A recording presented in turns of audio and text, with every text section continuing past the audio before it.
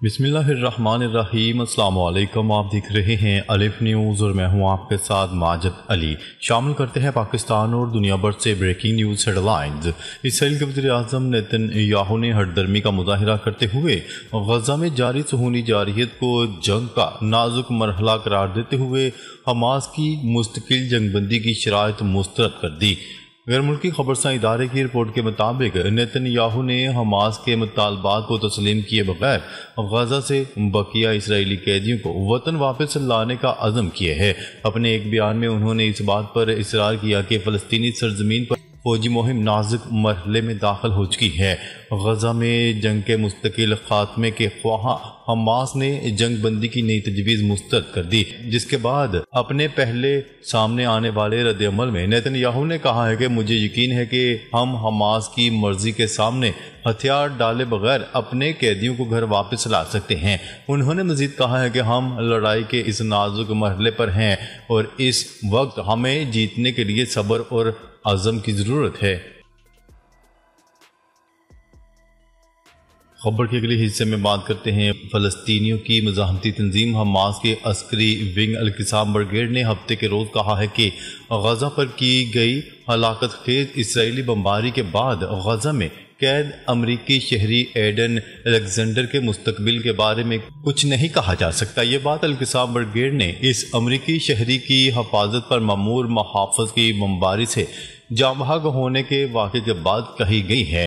अमरीकी सदर Donald Trump के मशरिक़ वस्ता के लिए खसूसी नुमाइंदे स्टीव विटकोफ ने माह मार्च में वाइट हाउस में रिपोर्टर से बात करते हुए कहा था कि कैद किए गए इस अमरीकी शहरी को रिहाई के बाद वापस ले आएंगे। विटकोफ को यकीन था कि गजा में कैद ये आखिरी अमरीकी शहरी है और इसकी रिहाई अमरीका के लिए अहम तरीन तरजीह है।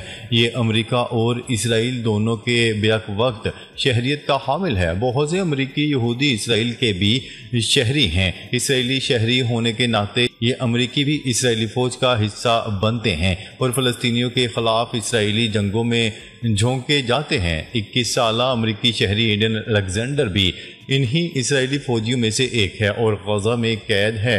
अमरीकी कैदियों की रिहाई के लिए अमरीकी नुमाइंदे एडम बोहलर इस अमरीकी शहरी की रिहाई के लिए हमास से बरह रास्त मुज़ाकरात भी कर चुके हैं। ताहम मंगल के रोज़ हमास की तरफ से कहा गया था कि इसराइल की बमबारी के बाद से इस अस्करी दस्ते के साथ हमास का राब्ता मुनक़ता हो गया है, जिसके पास इस अमरीकी शहरी की हिफाजत की जिम्मेदारी थी। अलेक्जेंडर न्यू जर्सी अमेरिका का रहने वाला है। अल-क़िसाम ब्रिगेड के तर्जुमान अबू अबैदा ने इसराइली फौज की बमबारी को अलेक्जेंडर के फ़लस्तीनी महाफ़ज़ की हलाकत का ज़िम्मेदार करार दिया है।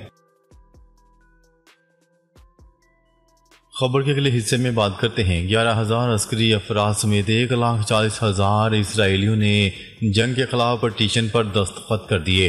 गजा जंग पर इसराइली वज़ीर आज़म नेतन्याहू के खिलाफ अवामी मुखालफत में इजाफा हो गया।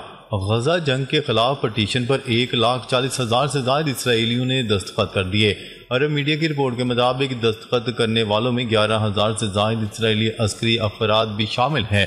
दस्तखत करने वालों में साबिक वज़ीर आज़म, साबिक फौजी इंटेलिजेंस सरबरा भी शामिल हैं। पटिशन में गजा जंग का खात्मा और इसराइली यरगमानियों की रिहाई का मुतालबा शामिल है।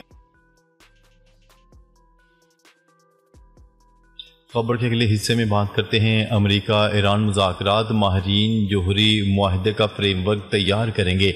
ईरानी वज़ीर ख़ारजा ईरान के वज़ीर ख़ारजा सैयद अब्बास अराग़ची का कहना है कि अमेरिका के साथ रूम में होने वाले मुज़ाकरात में माहिरीन को ज़िम्मेदारी सौंप दी गई है कि वो मुमकिना जोहरी मुआहदे का फ्रेमवर्क तैयार करें।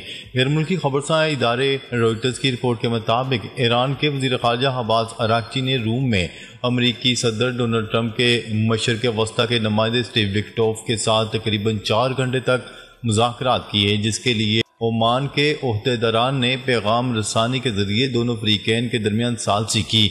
अब्बास अराग़ची ने अमरीकी ओहदेदार के साथ मुज़ाकरात के बाद सरकारी टेलीविज़न को बताया कि मुज़ाकरात मुफीद रहे और तामीरी माहौल में हुए। हम कई असूलों और अहदाफ पर पेशरफ्त करने के करीब पहुँच चुके हैं और आखिर में बहुत एतमाद साजी पर पहुँचे हैं। उन्होंने कहा है कि इस बात पर इत्फाक किया गया है कि ये सिलसिला जारी रहेगा और अगले मरहले में दाखिल होंगे, जिसमें माहिरीन की सतह पर ओमान में बुध को मुलाकातें होंगी। مذکورہ ماہرین کے پاس کے معاہدے کے لیے فریم ورک تیار کرنے کا موقع ہوگا۔ ان کا مزید کہنا تھا کہ اعلیٰ مذاکرات کار اگلے ہفتے کو عمان میں ملاقات کریں گے تاکہ ماہرین کے کام کا جائزہ لیا جائے اور ممکنہ معاہدے کے اصولوں کے ساتھ ان کا فریم ورک کتنا قریب ہے۔ ایران کے سپریم لیڈر آیت اللہ خامنائی کے گزشتہ ہفتے کے بیان کے پیش نظر ان کا کہنا تھا کہ ہم حتمی طور پر نہیں کہہ سکتے کہ ہم پرعزم ہیں، ہم بہت احتیاط کے ساتھ کام کر رہے ہیں اور غیر ضروری طور پر نا امید ہونے کے لیے بھی کوئی وجہ نہیں۔ دوسری جانب امریکہ نے روم میں ہونے والے مذاکرات پر کوئی رد عمل نہیں دی، تاہم گزشتہ روز ڈونلڈ ٹرمپ نے کہا تھا کہ ہم ایران کو جوہری ہتھیاروں سے روک رہے ہیں، ان کے پاس جوہری ہتھیار نہیں ہو سکتے، میں چاہتا ہوں ایران عظیم اور خوشحال ملک ہو۔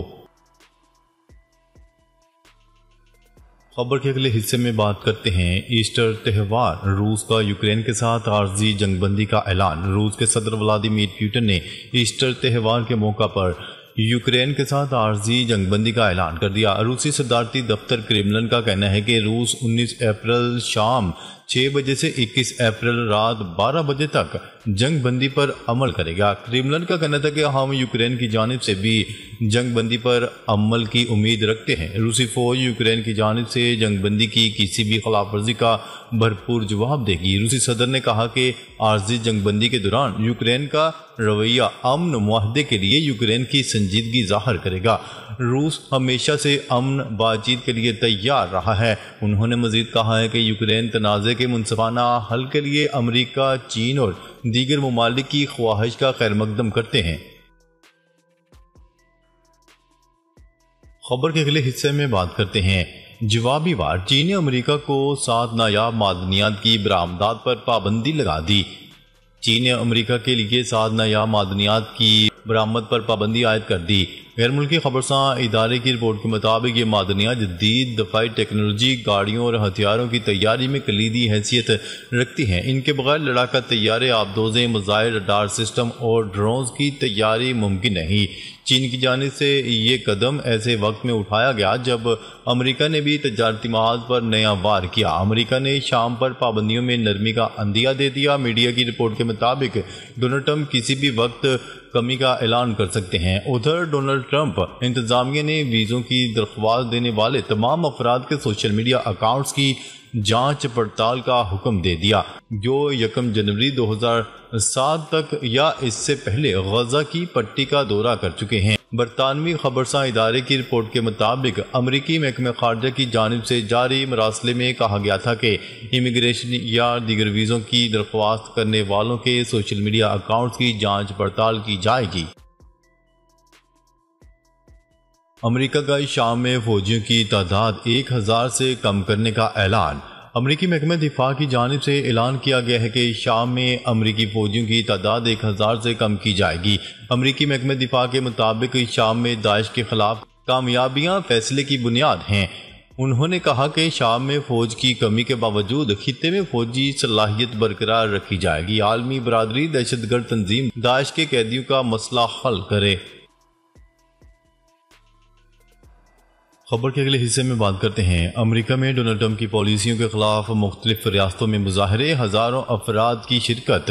امریکہ میں صدر ڈونلڈ ٹرمپ اور ان کی پالیسیوں کے خلاف آج مختلف ریاستوں میں احتجاجی مظاہرے ہو رہے ہیں جن میں ہزاروں افراد شریک ہیں۔ غیر ملکی خبرساں ادارے کی رپورٹ کے مطابق صدر ڈونلڈ ٹرمپ کی پالیسیوں کے خلاف آج مختلف ریاستوں میں احتجاج ہو رہا ہے جن میں لوگوں کی بڑی تعداد شرکت کر رہی ہے۔ رپورٹ کے مطابق واشنگٹن ڈی سی میں بھی مظاہرین بڑی تعداد میں جمع ہونا شروع ہو گئے ہیں، جبکہ نیو یارک، فلوریڈا سمیت مختلف مقامات پر مظاہرین اپنا احتجاج ریکارڈ کروا رہے ہیں۔